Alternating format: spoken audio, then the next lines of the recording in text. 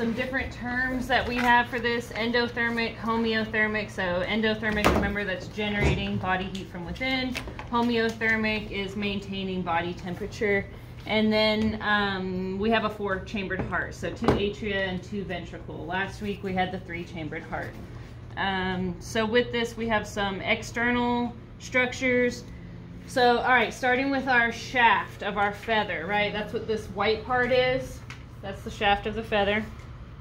And then we have veins. And so some of these little lines that go apart, this dry part, those are called the veins of the feather. And then when you put them under a microscope, and let's see if we can see that on any of these. Not sure if the feathers are on this part. Maybe not. It's in a different book. But basically, barbs and barbules. Mine has it. Okay, barbs and barbules are something that you can see under a microscope. So generally, you know, I will try to ask stuff this, but Stephen really likes using microscopes on practicals, so if he's helping me set up and he's like, you could ask that, then it might get asked. So don't discount it just because we can't see it with our naked eye. So let's see. So okay, moving on from the feathers, we have then, I'm not sure why this is called dentary mandibles, but basically it's the beak section of it. So yeah, and it's part of the skeletal system. It goes all the way back. So if you see in this book right here, the dentary section is going to be that whole section. Let's see, what else do we have? The humerus. I think humerus might have been one that I'm not going to ask because it's actually pretty hard to get into. It's this section of the bird wing, of the bones, right? So it's the part that goes, yeah, basically, and let's see, right here, you can kind of see it. It's like it's like kind of like inside. And so, will you mark humerus out for me? And then we have our radius and our ulna. So radius is going to be, we have it right here. So radius and ulna, I'm pretty sure that they're parallel, kind of like, isn't our radius and ulna parallel? Mm-hmm, yeah. Right? And so they kind of run, side by side like that here. You just stick that on there. So those are in this section of the bird, and then I think that's all of the, so it right in here, and you can see it better right here. See how this and this run? Since this isn't like defeathered and stuff, it's a little bit harder, but it's going to be here. And then it doesn't ask about any other bones in the wings. I'm not going to ask about femur because that one's pretty hard to get to ask about it. It's basically up in here in this section, so I'm not really going to ask about it. And then we have our cranium. So right, when we think about our skull, we think about our cranium.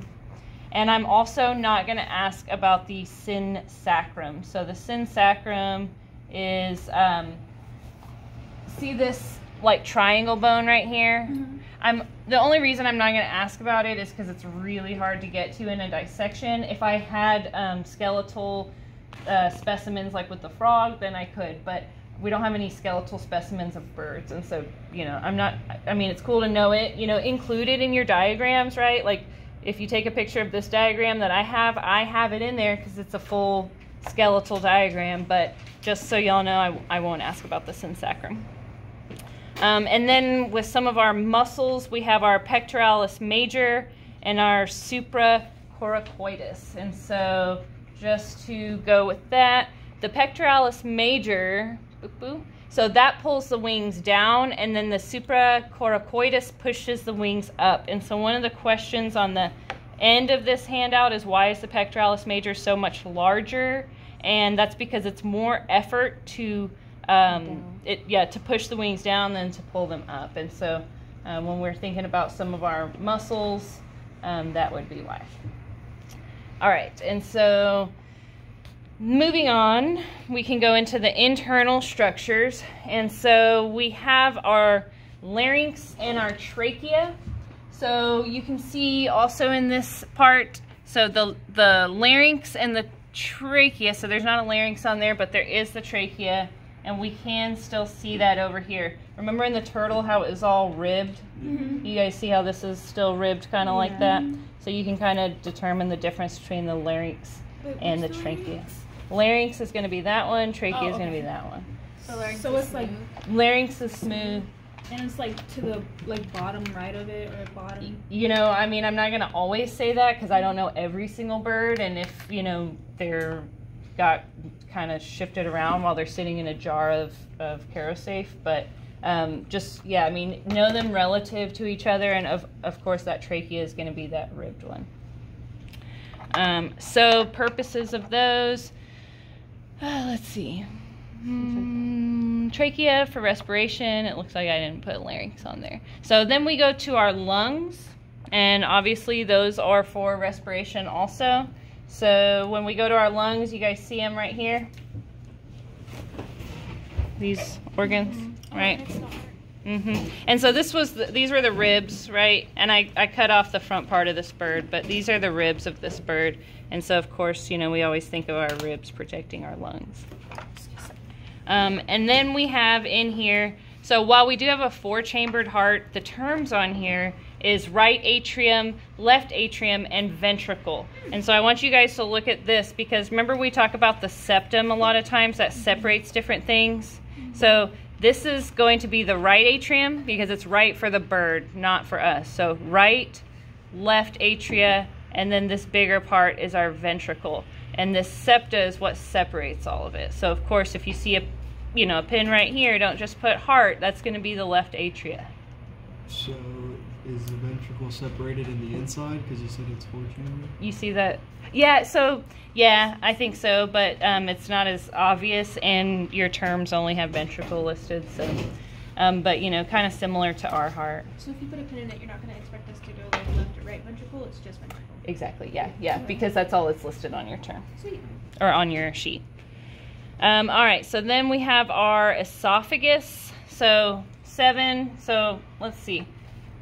If we have that in here. So 7, we have our esophagus. It's pretty much in the same section, and it leads to our stomach. And so, or basically, okay, so birds don't have a definitive stomach, right? So we have our crop and our gizzard. So our esophagus, right, if I pin it, I'm probably gonna pin something like this. So the esophagus leads down to our crop and our gizzard. So a lot of times the crop, I think I might have ripped it, and it's in this section. Have you guys ever grabbed a chicken and held that part where they put all the like seed and stuff? It kind of feels like seeds and dirt in there. And then the crop is a part for food to be temporarily stored. So esophagus is the passageway to the crop, and then the crop is for temporary food storage. Then what we have is our proventriculus. So that is kind of equivalent to a stomach, I guess you could call it, but it's really just going to be this tube section that then goes to the gizzard. And so this big lumpy part right here that kind of looks like what you would think is a stomach is actually called a gizzard. And the white thing on top is actually the proventriculus. And so the proventriculus is for digestion before getting to the gizzard, and then the gizzard is where food is ground up. It almost looks like it's coming together, like there's a white on top of it. Is that it this connecting? Part? Yeah. Yeah. Okay. So the whole rounded thing's the gizzard? This is the gizzard, yeah. Okay. So the gizzard is basically like teeth, like it's chewing it up, like grounded up food, like. I mean, I'm not going to call it teeth, but yeah, it's where food is ground up. All right, let's see. What else do we have? Our pancreas. So pancreas is usually connected to the liver. And so let's just point out, right, our liver is pretty similar in a lot of our organisms. So right here, right? And then our pancreas is connected to that, but it's always challenging for me. So let's work on that one a little bit. There's going to be a few different things. Let's see. Will you flip this page for me really quick? Do you guys see pancreas on there?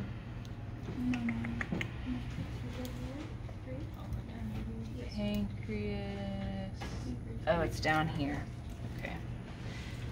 Isn't the pancreas connected? Oh, it's this thing. So, Okay. See this little flappy thing? So see how it's kind of tucked into the intestinal tract right here? So this part right here. See how that's separate? But so also when we were dissecting these originally, there was a ton of connective tissue. And so a lot of the connective tissue separates stuff. Remember, a lot of that stuff is what keeps all the organs in their places, you know, for tumbling and whatnot, so they don't get all jostled around. And so this pancreas is actually connected. I think I didn't disconnect it on purpose because I wanted to be able to find it again. So it's connected to the intestines by this connective tissue. All right, so the pancreas, of course, secretes digestive enzymes. And then we have our small intestine for nutrient absorption and our large intestine for storage excretion. So small intestine, right, is going to be after that gizzard. And so we can kind of just track it by what's connected there. And then the large intestine, which I know is kind of weird, but let's point this out really quick. So the ceca, see these two little balls right here? These two little things? That's the ceca. And that delineates the small intestine from the large intestine. So it's kind of odd, but the small intestine is really long, and then this large intestine part is really short. And in mammals, it's really obvious because large intestine is larger and small intestine is smaller. But in this, it's not quite as obvious. But these two little things are called ceca, and they delineate the small intestine from the large intestine. So let me say this one more time. These two little ball things are called ceca, and they delineate the small intestine from the large intestine. Okay. So the large intestine is where the ceca is. It's after the ceca. Okay. So yeah, this is the small intestine up, ceca, and then large intestine. So after ceca is the large, and before. And then the large intestine, of course, goes into, you know, the cloaca, which isn't on your sheet. You don't need to know that, but birds all have a cloaca, and that's where the urogenital opening and also their excretion and all that kind of stuff happens. So if you ever have chickens, sometimes they can have a prolapsed cloaca, which basically the inside comes outside, and it looks really painful, and you've got to like do a lot of stuff for them to make it better. Wouldn't another good distinguishing from the intestines is that the pancreas is near the small intestine? Right, yeah. Yeah, so you guys can remember that if you're looking for that pancreas. And then, of course, the liver was your last term, which is right there. So then, what one demand has shaped the form and function of birds the most? Flight, right? And then again, we already answered the pectoralis major. So